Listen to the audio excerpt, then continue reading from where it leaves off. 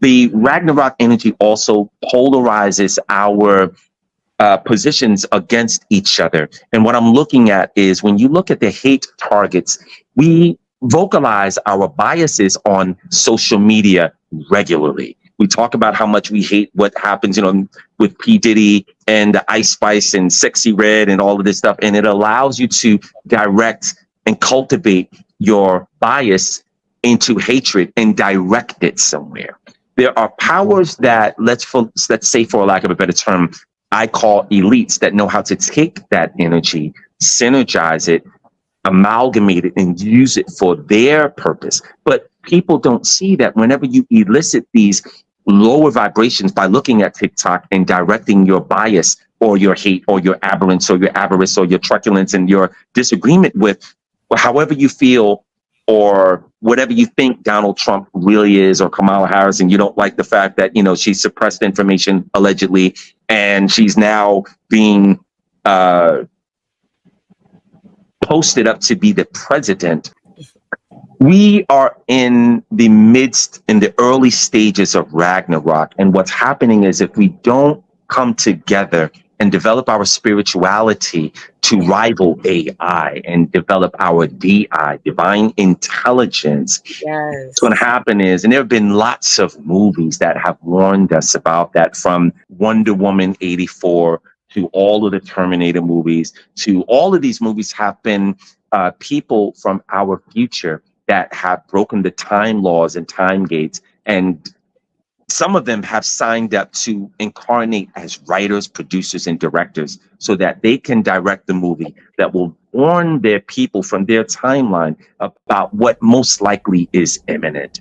So this war is the takeover of our humanity and turning us into cyborgs. That has already happened. Most of the populace has taken the jab, and that makes you a transhuman and the property of America under Bill Gates and all of the people that own the patents, right? And right? Say again? And then this thing that is glued to us all the time. Yeah, this right here. Yeah. So, we already have, whether you want to look at it from the biblical revelation of the mark of the beast, we are in it right now. This is another reason why the importance of this seminar weekend. I'm going to give people the way to take yourself off of that trajectory and have other choices. Because what happens is, when you die and you leave this life as an unawakened, unilluminated human, you will be recycled back into this particular life and death.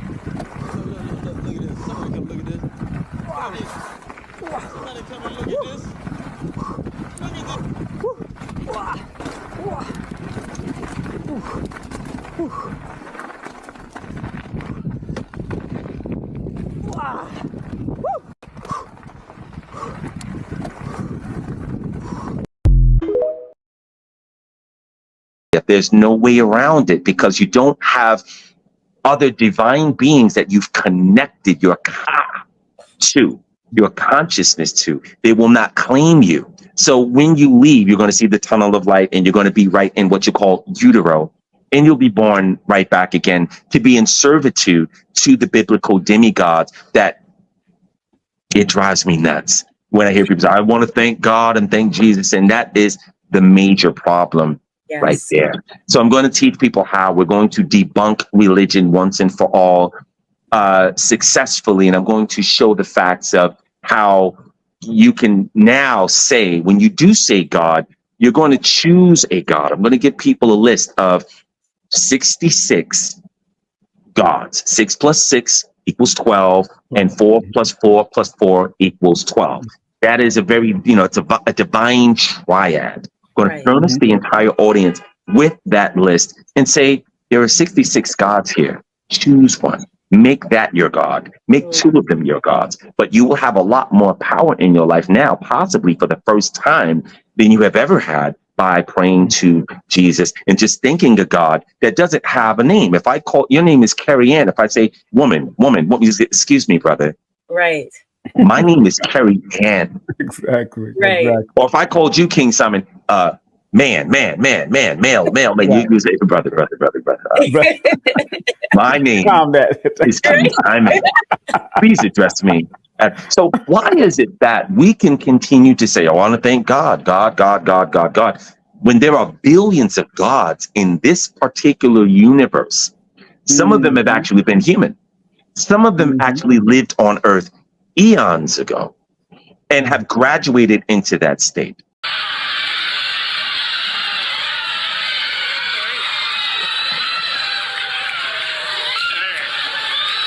So whenever you say God, the first corresponding deity or higher being that's closest to your matching frequency can claim that praise and worship, and you will be their property. And most people don't even know that, which is how people's prayers get subverted, and they end up on a path that they don't really recognize. It's because you're being steered there with your constant auspices and reaching out of a God that you don't know who is the Svengali of your life. Right. And that brings me to we're going to use the Catholic Church for an example, and the ritualistic practices that they imbue.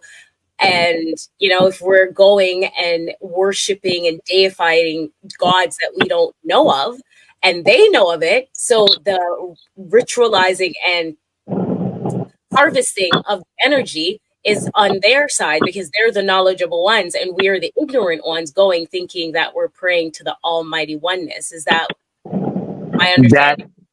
You're spot on. You're spot on. And not only that, but to add a little bit more gravity to your expose, they also know how to control. The Vatican knows how to walk a certain ley line and have the ley lines bring the energy of everyone who does. I'm going to do it backwards, right? There are people that think they're really doing something special when they go by a church, and I see people do that all the time. You're marking yourself under an auspices that basically you will continue to be a slave to.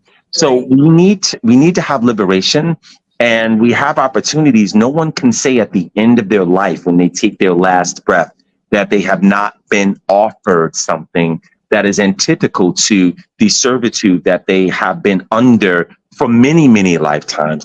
And, I'm going to talk a lot about your spirit guides, what their job is, the job of your higher self, your ancestors, your guardian angels, because that would be your God. And for you to give the glory and the praise to things that are outside of them, when they've been working with you since before your birth, is beyond blasphemous. And we need to be educated on how we can stop doing that so that we can be edified to praise the right forces in our lives that have been with us since before our beginning and have been very, very patient. But patience even runs out because patience is not infinite. Right. Wow. That's a round of applause because that was really powerful. And all of that moving into another question I had for you, because King Simon was so diligent about sending me your information to get me familiar with your wonderful work. You talk about the 144,000 a lot. Can you touch on that, and how, or will you be touching on that and going deeper in that in your seminar? Yes, I put a video out yesterday, as a matter of fact, and it's simply called Ascension.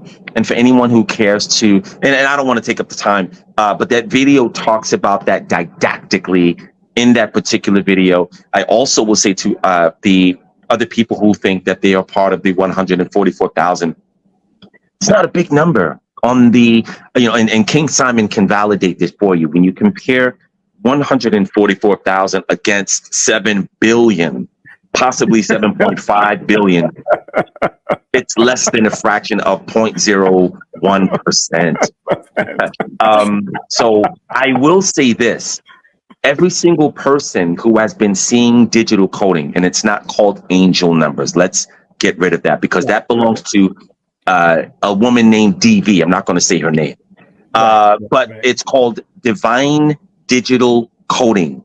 Code. DDC. Whenever you see certain numbers, and they don't have to match like 333 or 444, it could be your birthday, it could be your address. When you see these numbers and you see them in succession, you see them.